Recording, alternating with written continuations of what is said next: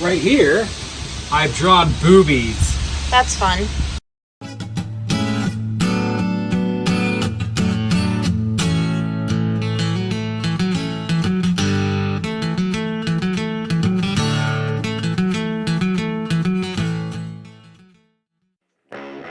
This week on Now Here with Chris and Kell, we return back to our boat.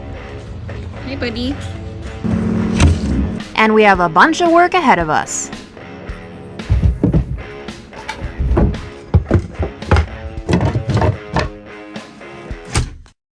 It's just kind of getting settled in before we really dig in.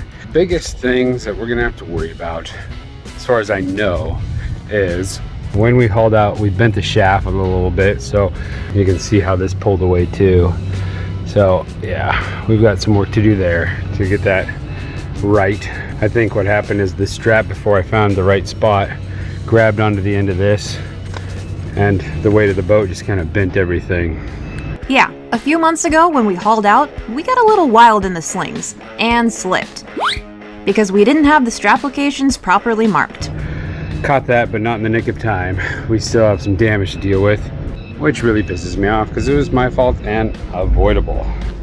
Another thing that was my fault and avoidable is... help! On the way to the lift, the current caught our keel and we smashed into the dock, crushing a solar panel on one of the pilings. This solar panel got crunched. It looks like this on top. Ooh. So those are the two things that we could have avoided quite easily, but didn't. So that's a bummer. All in all, I think the boat survived the last couple of months pretty well. We got a laundry list of things Kelly wants back at the apartment so that we can wash dishes and all that. But overall, it looks pretty good. So it's just a matter of gearing up and getting ready for some not so fun jobs. First things first, gotta get our propeller off so we can pull the shaft out and see just how bad the damage is. Fortunately, we have some handy and knowledgeable friends in the yard with cool gadgets like this one to help us out. Like that. On there. Unfortunately, this process was going to take a little more of everything to see through. More manpower, a bigger prop puller, some heat, and a whole lot of lube. So I went and got this because Baron on Remedy is helping us pull our prop, but it's being a bit stubborn, and we're hoping it's not going to be this big pain in the butt because of the bend in the prop, but it's likely. We're going to start by attempting to lubricate it because this is the puller, and there's quite a bit of tension on it right now. We don't want to go any farther because we don't want things breaking. Got the bolts off this collar piece, and we're hoping at some point it just kind of gives up and pops off, because like I said, there's a bunch of tension on it right now, and he said it'll come off violent, just like that's the noise it'll make for sure. Well, despite our efforts, that sound was not about to happen today. We were experiencing mass frustration and another good lesson in patience. Apparently there's a guy named Poncho here in the yard. He charges a little bit, but it'll probably be worth it if I can get a hold of him just to come out here, because Baron said he tried for days on his prop and it was stuck, and then Poncho showed up with an acetylene torch and popped it off in 5 seconds. The team consensus at this point was to wait for Poncho in order to proceed with pulling our prop. So we left the yard for the day and tried to think positive thoughts. This weekend is Dia de los Muertos. I'm not even sure which day it actually is, do you know? Yes, Dia de los Muertos, or Day of the Dead, is a Mexican holiday traditionally observed on November 1st and 2nd and celebrated through other days. Anyway, we're going out tonight with some people from the yard. We also got this. Pan de Muerto. That means bread of death. Anyway, it looks just like delicious cinnamon and sugar bread. Kind of looks like a spider, don't you think? Yeah, or a hand. But yeah, spider. It tastes exactly like it looks. Dry bread with cinnamon and sugar on top. Not the worst thing I've ever eaten. Unless you know of another fun way to eat this, the bread of death was not really our cup of tea, but maybe we're just doing it wrong. We'll give this a score of 8.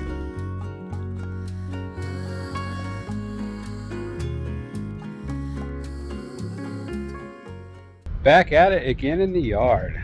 This is a strong feeling of deja vu. Got the crunched solar panel off the boat.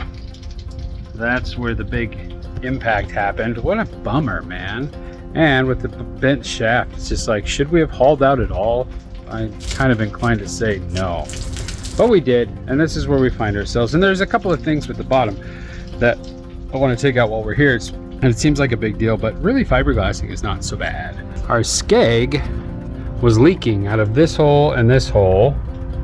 And when I say hole, they were just kind of like a circular area, like someone had just stuck some epoxy in there, hoping to fill the gap.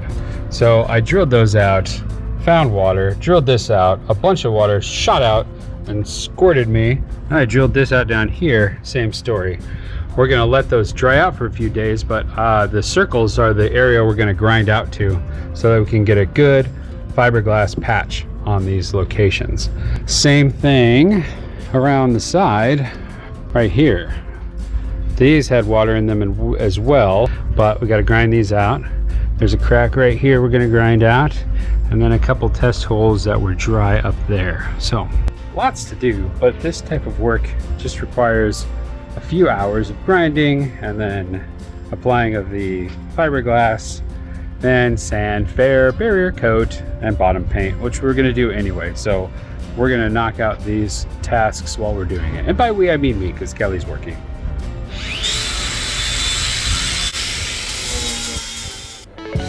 Chris went to town on our hull, grinding for hours until the sun went down.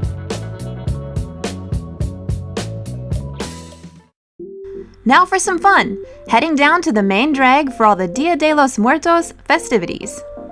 One of the things that's a little funky about places in Mexico is everybody parks behind fences if they can. So you gotta go open the gate and then close it behind you. First, we stopped by the yard to see if anyone needed a lift, and sure enough, we had some company there waiting for us. It was a really nice change of pace to get all dressed up and do something fancy. We've spent a lot of time in the yard lately, and so have these other cruisers. Tonight, we just get to have fun and celebrate. The night kicked off with a parade with folks of all ages and a wide array of elaborate costumes. The most impressive were the Catrinas. La Catrina is a sacred symbol rooted in Mexican culture. They symbolize the way people see death and the afterlife.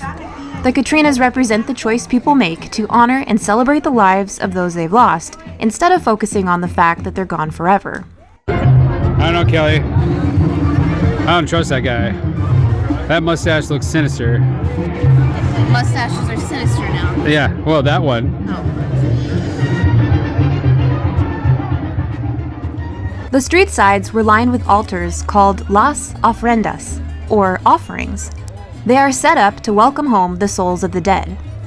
Near the end, there was a contest for the Catrinas, followed by an awards ceremony. And then everyone went into party mode.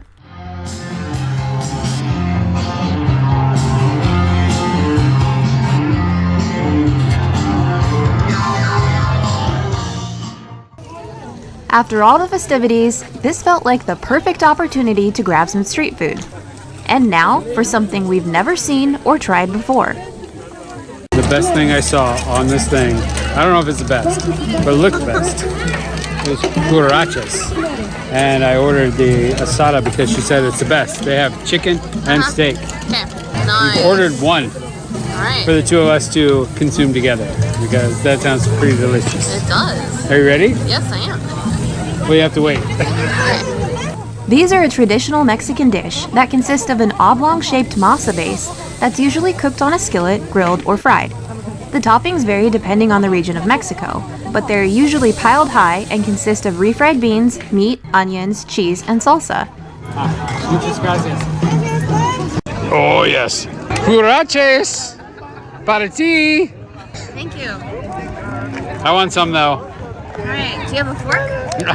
I have what they gave me, babe. Okay, so that's a no on the fork. It's like a flatbread. You just like fold it up and eat it, like a taco. Dude. What? What is it? Cap in my... So what, Kelly? It's like part of the experience. You should always get a Coke top in your food. That's really weird. That's really weird. It's like, literally, look at that. That is the top to a Coke bottle. Happy to report that despite the garbage in our food, It's really good. In case you were wondering how much this cost us, Like $5, 120 pesos. That's good stuff. Good. we shared the rest of this newfound delicacy. On our new rating system, we're giving this dish a 14, but this version, a la bottle cap, gets a 12. It is really good. I can't believe how fast they gave it to us. Pretty good street food, man. Plus, if you put too much spicy sauce on it, you just drink the Miller High Life. A few minutes later, We are home. What a fun night. Got to meet some new people. It was a lot of fun. the next morning, the grind continues. All right, we have ground down most of what we're gonna need to grind down, at least for this phase. I'm gonna treat all these like one. We're just gonna put up probably 4 or 5 layers of biaxial fiberglass on each of these holes, and then these little patch jobs we'll do 2 or 3 layers.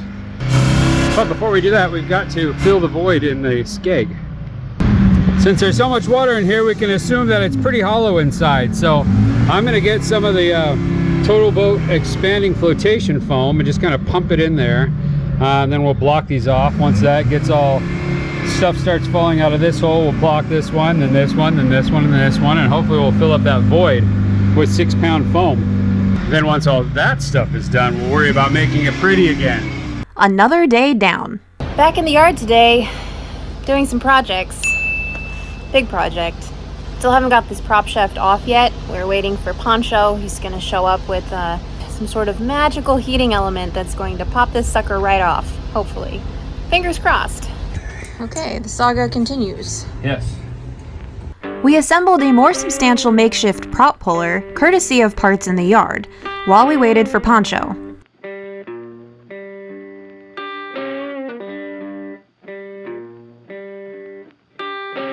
Then we cautiously tightened it, hoping for what now seemed like a miracle. Nothing happened.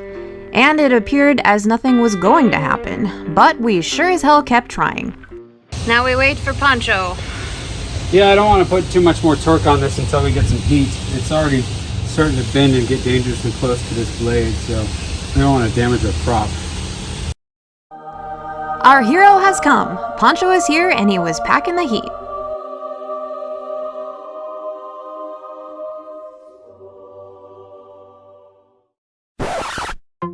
The prop was still not budging, so Poncho explained he'd need to build something stronger to get the job done.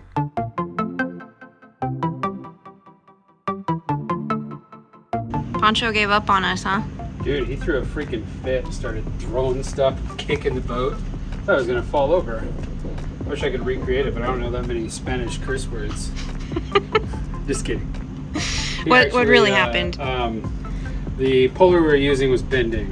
And he made it seem like this is no big deal. I think it's ridiculously hard to get off. This is like weak. We torched the crap out of it and pulled on it and all these different things. Well, people in the yard were saying, like, if anyone can do it, it's him. So Well, if he's struggling, he's not then... daunted at all. Okay. He just needs to make a custom puller out of thicker metal so we can get more torque on it. Because what's happening is instead of it pulling flatly against the back of the prop, it's bending around it and almost like making it worse. Okay. I would think. So he's gonna go get 1-inch steel and make a new puller out of it.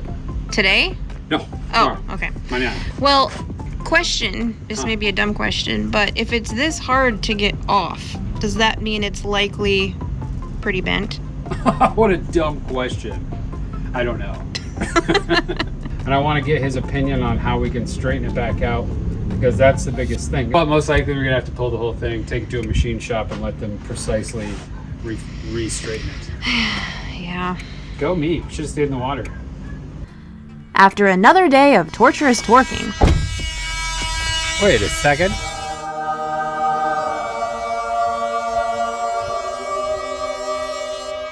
Look at that. It appears I've been visited by the propeller fairy. I wonder how he did it. I wish I would have been here to see it. me too! After days of pent-up frustration, pulling and yanking, it would have been really satisfying to witness the final tug. But I digress. Shaft update. I was really hoping that once we took this guy off, we could disconnect it from the transmission and get it out through the boat, but that's not really how this is designed to work. There used to be a little black cover on this thing that I removed. And inside there, this goes clear through. It goes clear through the skeg. Chris also removed these pieces, the shields on the voids on each side between the rudder and the skeg. This will allow us to drop the rudder and continue to pull out the prop shaft through that hole in the skeg. At least I'm pretty sure I know how to do it, but that is not an easy process. That's it for today. I'm gonna pack it up and head back home and tackle more of this tomorrow, I think. The next day. What do you got there? Una pala. What's that for? Well, Kelly, since we have to remove the shaft of propeller on our boat, that means dropping the rudder. Fun. Well, it's another experience. That's what we'll chalk it up to. Okay. Since we can't raise the boat any higher, we thought we needed to dig a hole for the rudder to nest into as we dropped it. 8 hours later. Yeah, I'm kidding. We played this fun game for about 5 more minutes and then realized this might not be necessary at all, based on eyeballing our distance from the ground in relation to the overall height of our rudder. Like if we drop this and the shaft's not too terribly long, it might not even need it. So before we get crazy here, Yeah, before we get crazy. let's drop the rudder. That should be no problem, right? We'll just drop the rudder. For us, that means Chris climbs up into the boat and wedges himself beneath our king-size mattress, cozy with a couple of tools. Here is the rudder shaft. So we need to disconnect it here and here to get this off, which means we probably want to disconnect this again. And then we got to see what the rest of this looks like. Unscrew this, and that should disconnect it from the inside. And we just need to disconnect the shoe off of the skeg. So here we go. Progress has been made. I have removed the entire assembly, and now we're working on taking this last collar off. This is where it was leaking before, so we'll have to make sure that we pack it so it doesn't, because you can see the corrosion building up on that stainless steel piece. But once this comes off, we should be done from inside, and we just need to remove the shoe outside.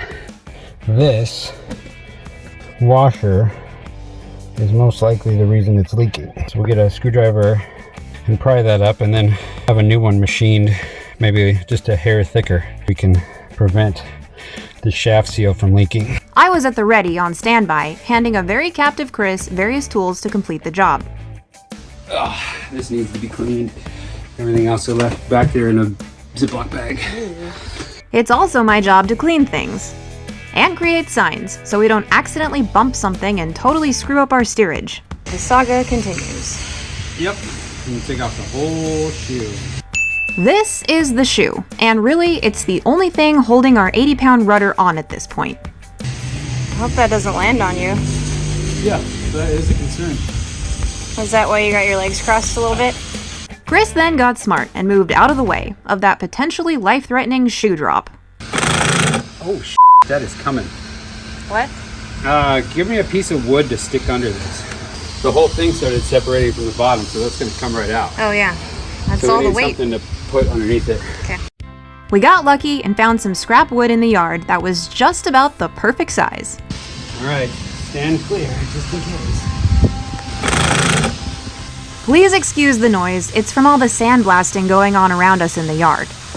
Okay, I'm gonna Hercules this thing, Samson it up here, and you take this out, and then I'll let it down.